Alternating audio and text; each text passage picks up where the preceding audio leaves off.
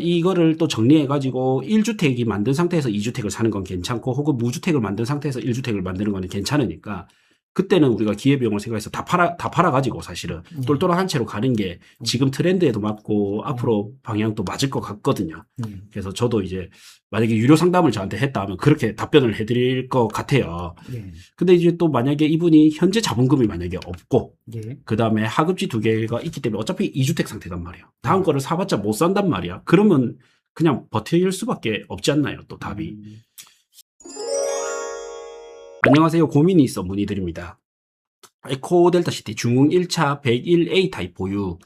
올해 11월 입주인데 마이너스 피 4천에도 정리가 안 됩니다. 하급지 2곳 더 투자하고 있는데 모두 매도 후 상급지 갈아타고 싶지만 매도 자체가 어렵습니다. 마이너스를 더 크게 해서 매도해야 할지 아니면 입주 1, 2년 살다가 더 현대 들어오면 매도 가능한 시점이 올지 고민입니다. 고견 부탁드립니다.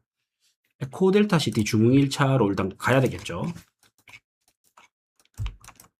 처음부터 되게 어려운 질문이에요. 맞죠?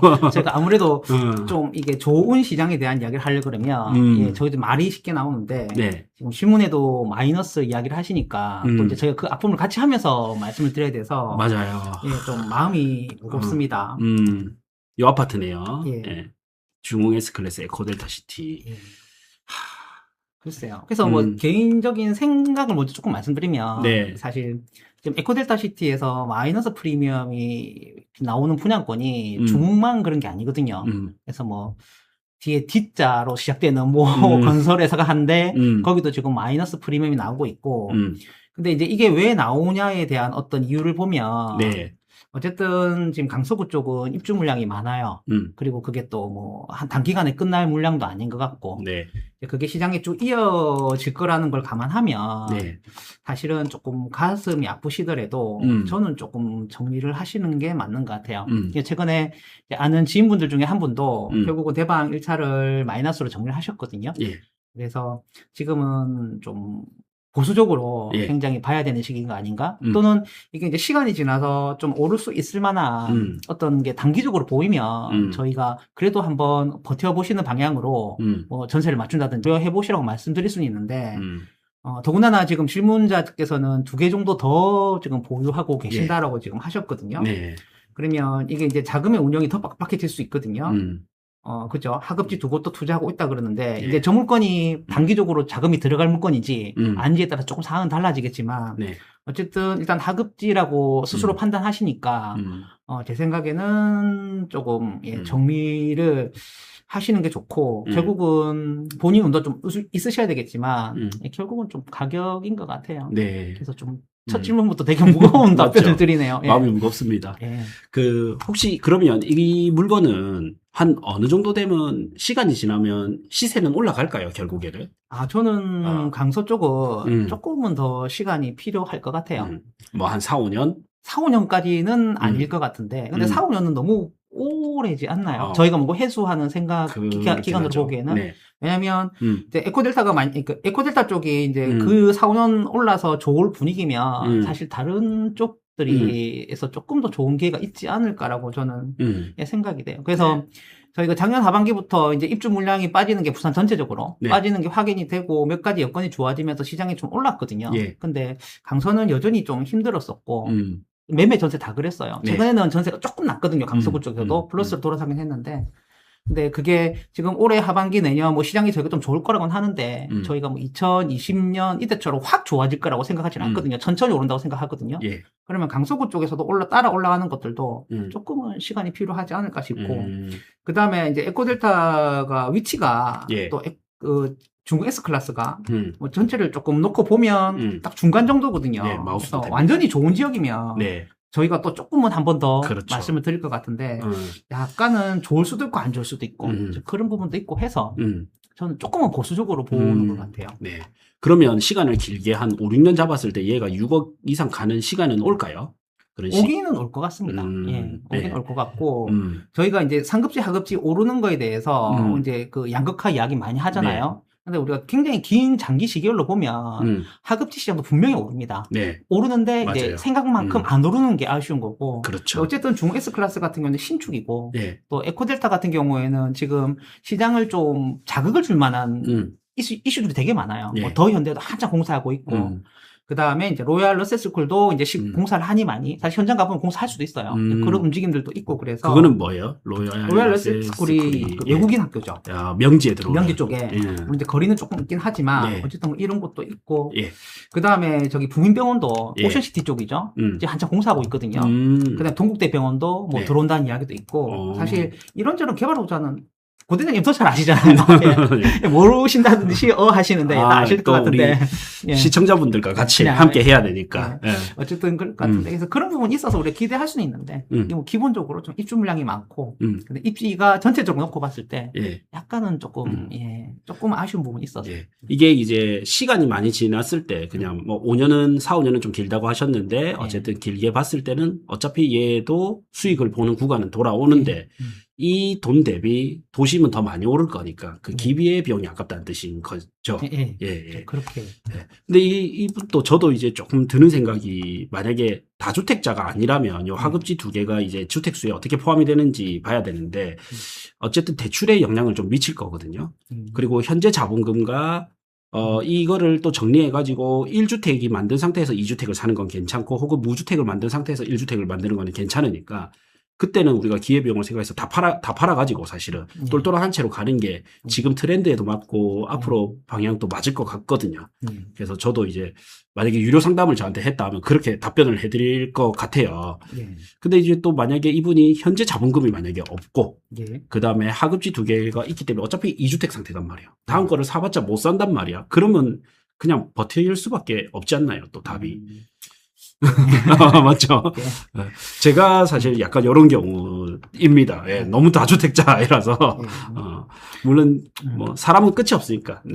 그 다음에 뭐 첨언 하나 해드리면 여기 보면 지금 더 현대에 대해서 좀 기대를 하시는 것 같아요. 그래서 분명히 그 지역의 맞죠. 전체적인 시장을 움직이는 동기로는 저는 생각은 하긴 하는데 개인적인 여러 가지 경험에 의하면 이게 들어온다고 뭐 드라마티컬하게 확 그 전과 후가 구분되진 않을 거다.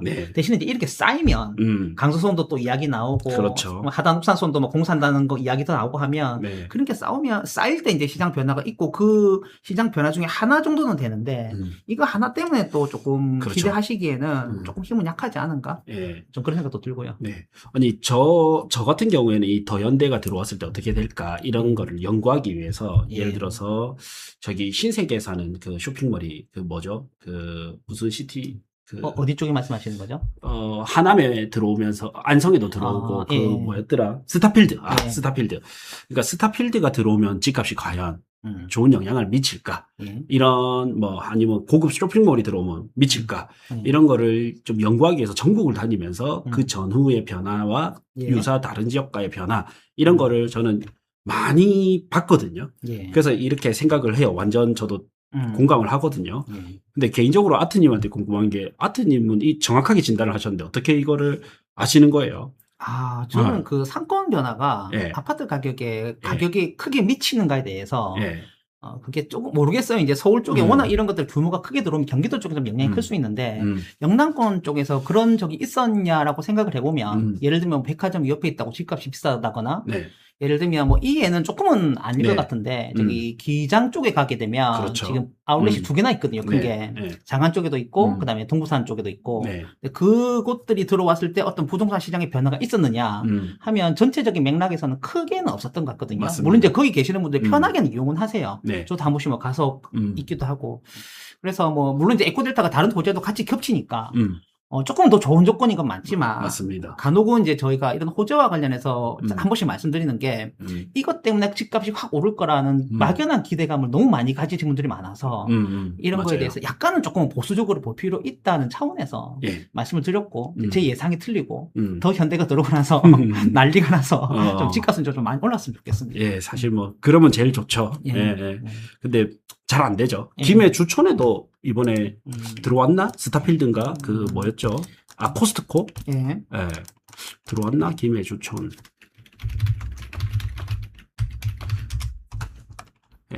이거 들어왔네요. 들어왔다고 해서 여기 집이 엄청 오르지는 않았을 거란 말이죠. 김해 센텀 두산 이브더 제니스.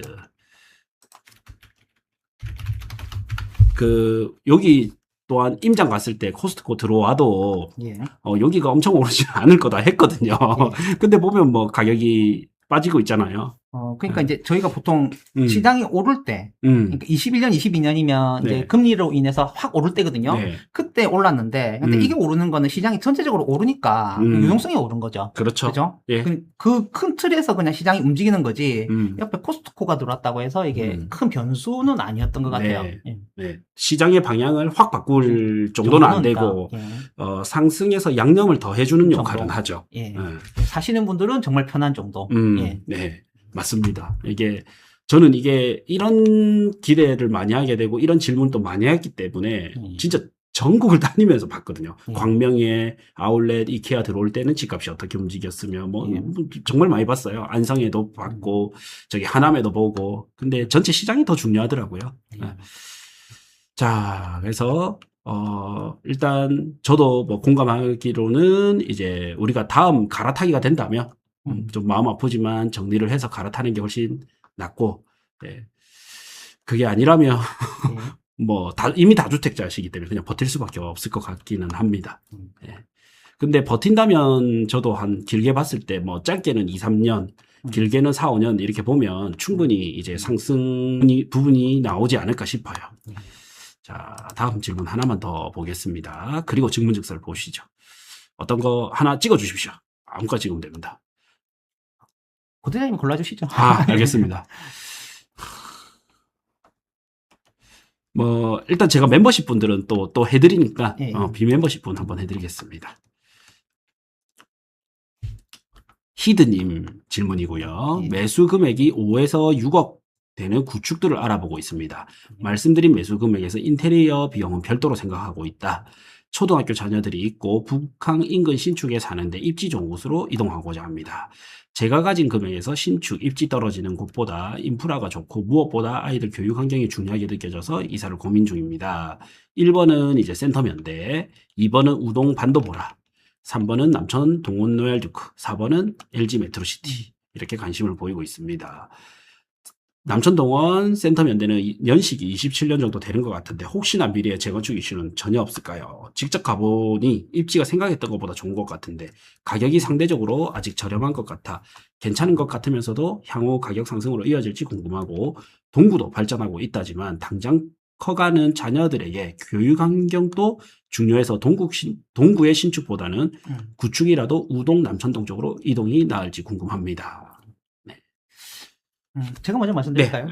그래서 그럼 모든 분들이 다들 아시는 것 같아요. 그래서 키드님도 전체적인 방향은 이제 고대장님 영상을 열심히 보셔서 잘 아시는 것 같고, 그래서 좀 걸리는 게 일단 아이들이 지금 초등 자녀가 있다 그랬잖아요. 그래서 이제 자녀분들이 이사가 조금 걸리긴 해요. 아무래도 요즘에는 워낙 또 이제 그룹끼리 아이들이 움직이기 때문에 새로 초등학교 전학을 가게 되면 약간 그 적응에 문제가 있는 경우가 있거든요. 그래서 이 부분이 조금 걸리긴 하는데 우리가 투자적인 면을 놓고 보자면 결국은 이제 이쪽 동네로 움직이시는 게 확실히 좋을 것 같고, 저는 여기 딱 4개만 봤을 때는 저는 우동 반도보라가 제일 좋아 보여요.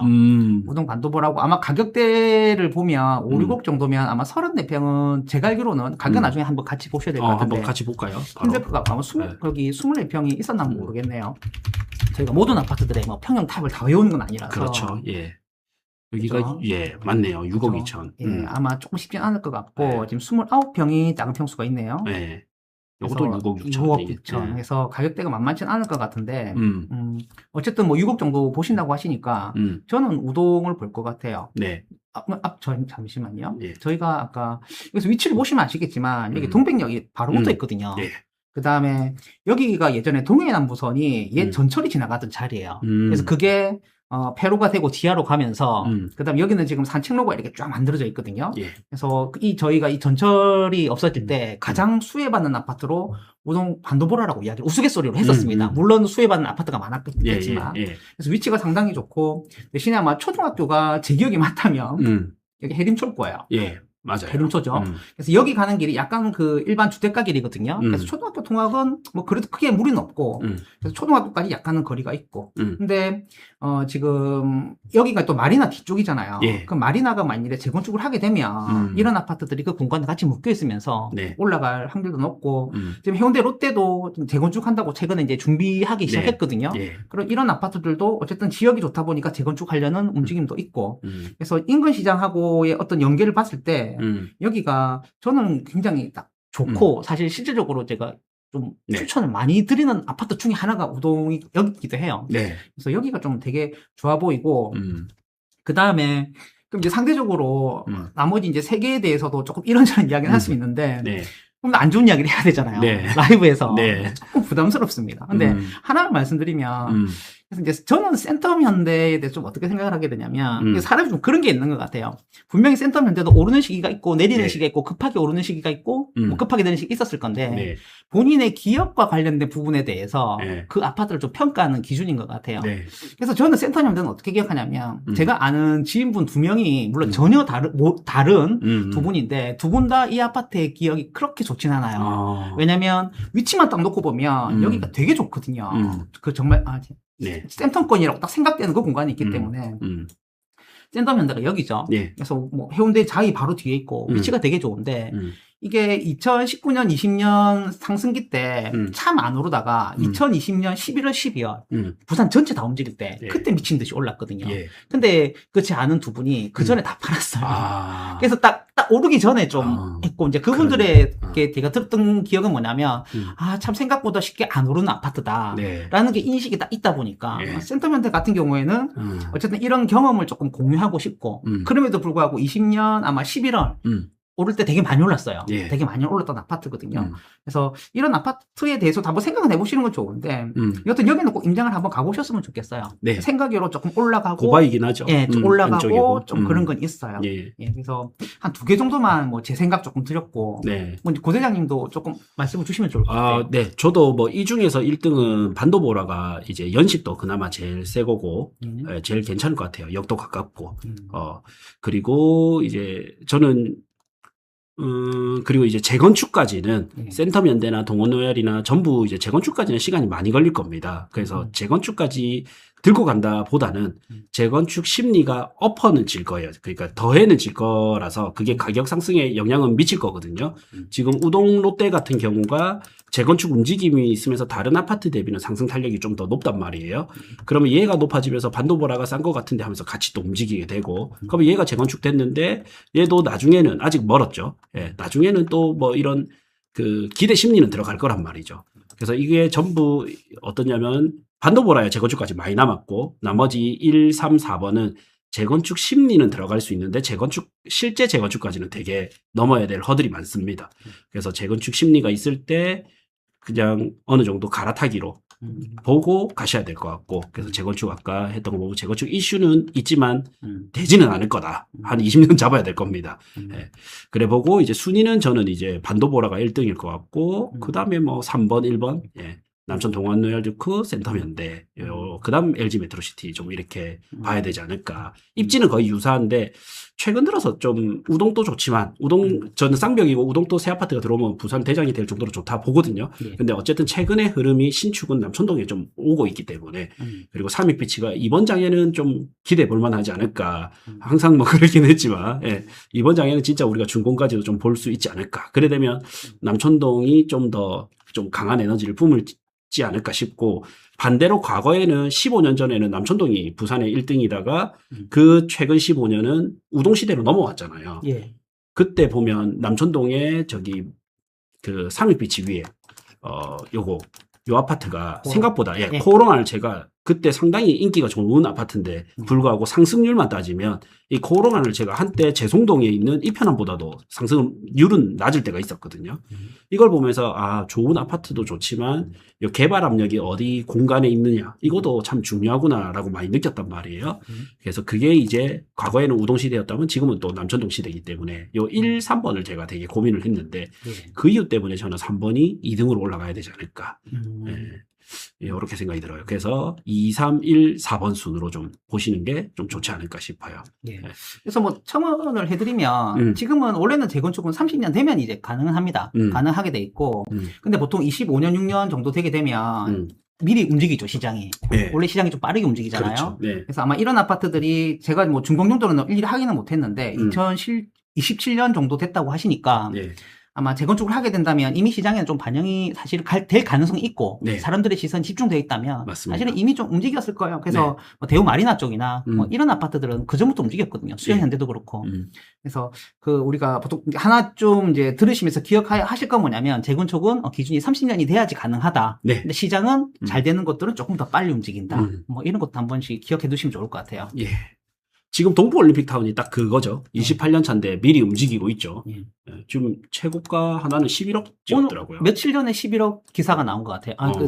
11억에 대한 소식들을 인터넷에 공유를 하신 것 같아요. 맞죠. 아트님의 아파트 투자 초보 탈출 클래스가 이제 진행될 예정입니다. 8월 31일 온라인 오프라인 동시 진행 예정이고요. 오프라인은 선착순 20명까지만 됩니다. 네.